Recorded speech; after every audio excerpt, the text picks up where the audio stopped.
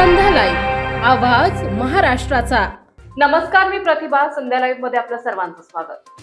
पुण्यातील हडपसर भागात एका खासगी रुग्णालयात आयईडी बॉम्ब सापडल्याने एकच खळबळ उडाली होती। आता या प्रकरणात महाराष्ट्र एटीएस आणि पुणे पोलिसांनी मोठी कारवाई करत एका संशयित व्यक्तीला अटक केली आहे। पुण्यातील मांजरी परिसरातील रहिवासी असलेल्या 20 ते 30 वर्षीय तरुणाला तपास यंत्रणांनी नागपूरमधून ताब्यात घेतले। हडपसरमधील उषा किरण रुग्णालयात बॉम्ब सापडल्यापासून तो आरोपी फरार होता।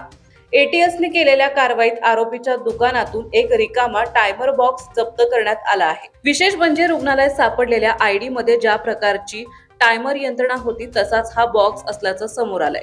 या प्रकरणाचे गांभीर्याने लक्ष घेत मुख्यमंत्री देवेंद्र फडणवीस यांनी ही वस्तू प्रत्यक्षात बॉम्ब असल्याचं स्पष्ट केलंय आणि सीसीटीव्ही फुटेजच्या मदतीने आरोपीची ओळख पटवण्यात आली असून यामागे एखादा मोठा दहशतवादी कट तर नाही ना, या दिशेने आता तपास सुरू आहे। सध्या पुणे पोलीस, गुन्हे शाखा आणि एटीएस या प्रकरणाचा संयुक्तपणे तपास करीत आहेत। ताज्या आणि महत्त्वपूर्ण बातम्या पाहण्यासाठी आजच आमच्या संध्या लाईव्ह न्यूज चॅनलला YouTube वर सबस्क्राईब करा आणि बेल आयकॉन प्रेस करा।